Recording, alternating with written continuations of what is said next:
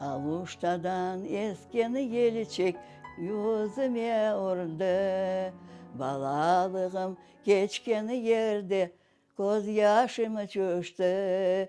Men bu yerde yaşalmadım, yaşlığıma doyalmadım bir tanıma. Hasret oldum ey güzel karım.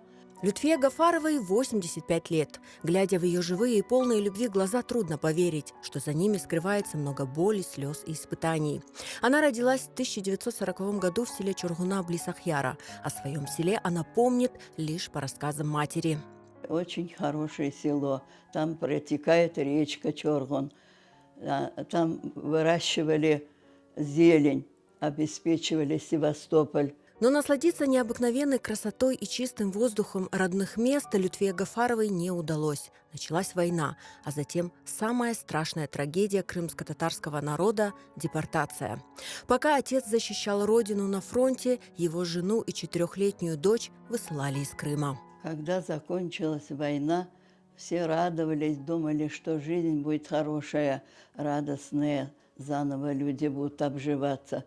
А нас еще хуже. Послали на смерть. Семья Лютфе Ханым, как и тысячи других крымских татар, была вырвана с корнем из родной земли. Но их путь отличался от пути большинства. Ее с матерью судьба забросила в бескрайние суровые просторы Урала. Они потеряли не только родину, но и всю свою большую семью. Все мои родственники, тети, дяди, они все, бабушки, все попали в Узбекистан. А мы с мамой попали только вдвоем на Урал, Марийскую ССР. Урал встретил Лютфе Ханым холодом, голодом и невыносимыми условиями жизни. Этих выпустили, тюремщиков, нас в этот барак, среди леса один барак стоит, и кругом лес. И с утра до вечера мамы, родители, женщины работали в лесу, чтобы готовить лес на сплав. По Волге пускали, когда Волга уже таять начинала в конце мая. А мы вот так бегали по болотам, собирали клюкву, чтобы нам кто-то угостил, кусочек хлеба дал. Теплой одежды не было. С утра до вечера работали в лесу женщины за 200 грамм вот этого черного хлеба. Чтобы прокормить единственного ребенка, мама Лютфе Ханым каждое утро вместе с другими женщинами уходила вглубь леса, валить деревья. Изнурительная работа и холод подрывали ее здоровье. А мамы до вечера там работали, придут, опять холод везде. И даже невысушенные вот эта одежда, ватные брюки, куфайки, они опять утром уходили. И мама не выдержала, вот это все заболела водянкой, простыла и умерла. В возрасте 9 лет Лютфе Гафарова осталась одна. Ее хрупкий мир рухнул, но впереди ее ожидали новые испытания. Ходила, плакала, никого нет, кому пожаловаться. Отец после войны, они приехали с другом в Севастополь, их не пустили сначала. Вот сказали, ваши родственники все родные в Узбекистане. Он женился, да, там на скорой работал. Приехала неродная мама и поехала, меня не отпускали, хотели в детдом отдать. Она поехала в центр в Ишкаралу, чтобы взять документы, чтобы меня отпустили. И вот она привезла меня в Узбекистан. В доме мачехи она не получала ни ласки, ни тепла. Девочка, пережившая столько лишений, столкнулась с равнодушием.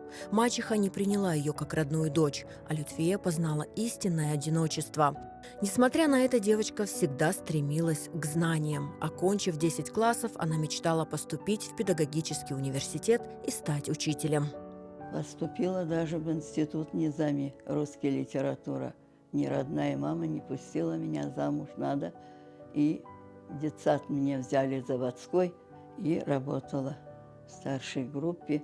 Сиротство своем жалею, что я, мама живая была бы, я бы выучилась, учительницей хотела быть. Я очень мечтала быть преподавателем, учителем быть. Мне даже учителя давали проверять. Вот эти тетради все я проверяла. Утешение она находила в пении. Я долго не держу обиды. Все мне люди хорошие, все родные. Я все время, хоть и думаю, быстро отключаюсь, пою, концерт ставлю на улице. Любила петь песни, все время пела. И в школе меня тоже ставили впереди, запевала, а все хором подпевали. Tağga vardım tal kesmege, tal da benim bileğim. Oynamasam em kulmesem yanar benim yüreğim. Oynamasam em kulmesem yanar benim yüreğim. Жила в сердце Лютфии Ханым еще одна неизменная мечта – вернуться на родину, в Крым. Скучали, плакали по родине. Все говорили, когда, как возвратимся, мечтали увидеть Крым. Эта мечта стала реальностью в 1991 году. Сегодня Лютфия Гафарова, пережившая войну, депортацию, голод, потерю близких и жестокость чужих людей, купается в любви. Ее дом полон смеха и тепла. Вокруг нее любящие дети, множество внуков и правнуков. Она подарила жизнь 6 детям, создав ту самую большую семью, которой ей так не хватало в детстве. Старость счастливая, а детство очень тяжелое. Если бы не было депортации, жизнь была бы отличная.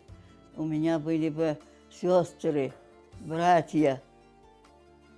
И всех бабушек я видела бы, среди них росла бы. На своей родине я себя ощущаю, что я самый счастливый человек.